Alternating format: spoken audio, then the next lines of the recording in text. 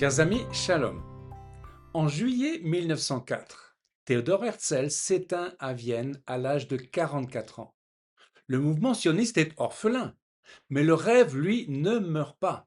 Une nouvelle génération prend le relais, non plus celle des congrès et des discours, mais celle des pieds dans la boue et des mains dans la terre.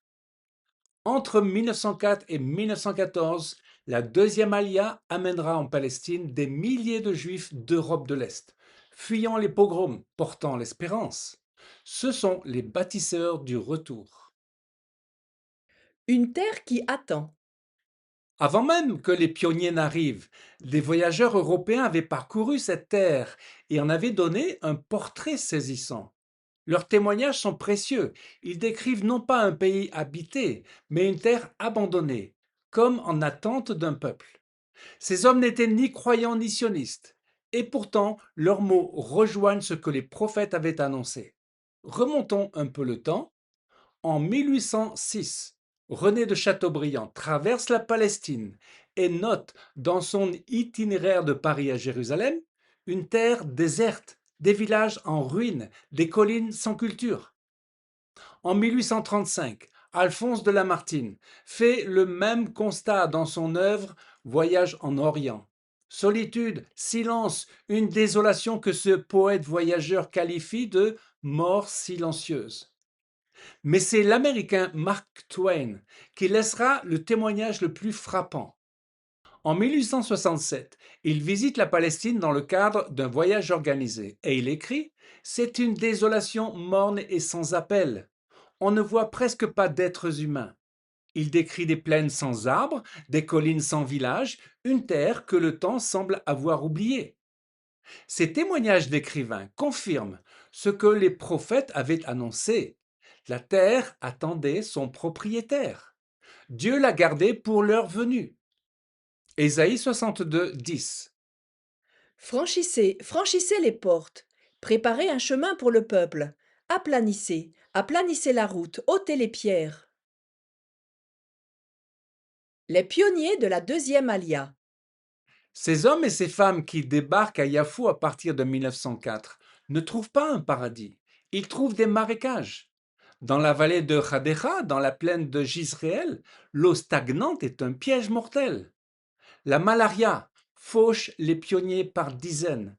Certains enterrent des camarades quelques semaines après leur arrivée. Dans certains villages, le taux de mortalité la première année dépasse 30%. Et pourtant, ils restent. Ils assèchent les marais avec des drains creusés à la main, défrichent les terres rocailleuses, plantent des eucalyptus, un arbre qui absorbe l'eau du sol et repousse les moustiques.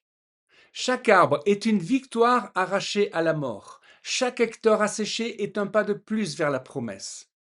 Dès la première alia, les premiers yeshuvim des villages agricoles avaient été créés, Petar Tikva, Rishon LeZion, Sichon Yaakov, Rehovot. La deuxième alia les consolidera et en fondera de nouveaux.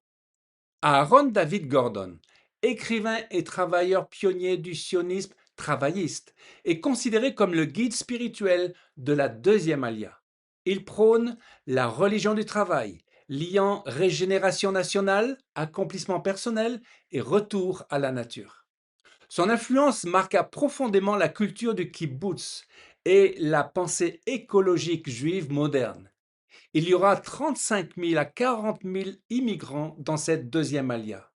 Et parmi eux, un jeune Polonais de 20 ans débarque à Yafo en 1906, David Ben-Gurion. En 1909, des pionniers de cette génération fondent Hashomer. C'est la première organisation de garde juifs, les Shomrim, pour défendre les implantations ou yeshuvim de nuit. Ce n'était pas encore une armée, mais c'était déjà un peuple qui apprenait à défendre sa terre. Dans l'ombre des pionniers se tient un homme de décision, le baron de Rothschild. Ce philanthrope parisien finance des dizaines de colonies agricoles. Sans lui, plusieurs villages n'auraient pas survécu aux premières années. Les pionniers appellent le baron le bienfaiteur. Il est le mécène du retour. Un autre personnage, promoteur de l'achat des terres, est Menachem Ussishkin. D'origine russe, il fut un dirigeant sioniste majeur. Président du Front national juif pendant 20 ans, il incarna le sionisme pratique, centré sur l'acquisition et la mise en valeur de la terre d'Israël sous le mandat britannique. La naissance de Tel Aviv. Le retour n'est pas seulement agricole. En avril 1909, sur les dunes de sable au nord de Yafo, 66 familles juives se rassemblent pour tirer au sort les parcelles d'un quartier appelé Aruzat Bayit.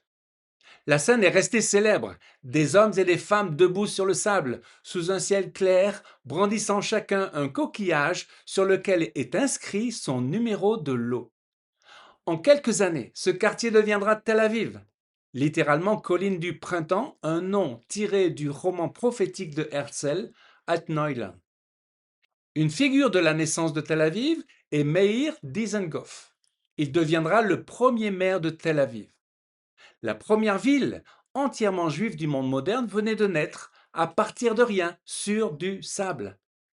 Ce que Herzl avait rêvé, des familles ordinaires l'accomplissaient, coquillage en main. La guerre et la géopolitique divine. En août 1914, l'Europe bascule dans la Première Guerre mondiale. Pour la Palestine, ce conflit va tout changer, avec la main de Dieu. L'Empire ottoman, maître de la Terre sainte depuis 4 siècles, choisit de se ranger aux côtés de l'Allemagne et de l'Autriche. Ce choix va sceller son destin. Pour qui lit l'histoire avec les yeux de la foi, ce n'est pas l'effet du hasard. Depuis des siècles, l'Empire ottoman était le gardien jaloux de cette terre. Le sultan avait reçu Théodore Herzl en 1901, mais il avait refusé ses propositions. Il avait même taxé les immigrants, limité les achats de terres, entravé le développement des implantations. Et voilà que cet empire choisit le mauvais camp dans la plus grande guerre que le monde ait connue. Dieu a orienté ce choix. Les Ottomans sont alors vaincus par les Britanniques. La Palestine change de main pour la première fois depuis des siècles et passe sous la tutelle d'une puissance qui, au départ, se montre favorable au peuple juif. Il ne s'agit pas de diplomatie, mais de géopolitique divine. Dieu place les empires et les défait selon ses plans. En 1914, la Palestine compte déjà 85 000 juifs, répartis dans des dizaines de yishuvim et de quartiers urbains. Ils ont défriché, ils ont bâti, planté, mais ils ont souffert et enterré leurs morts. Et quand la guerre éclate, le retour est bien en marche. Ésaïe 40, 3 à 4. Une voix crie: Préparez au désert le chemin de l'Éternel. Aplanissez dans les lieux arides une route pour notre Dieu. Que toute vallée soit relevée, que toute montagne et toute colline soient abaissées. Les prophéties se réalisent. Avant la déclaration Balfour, les hommes et les femmes avaient déjà commencé à revenir. Ils rebâtissaient des villages au milieu des marécages. Ils cultivaient les terres désertiques de Judée, de Galilée, faisant même surgir une ville entière du sable.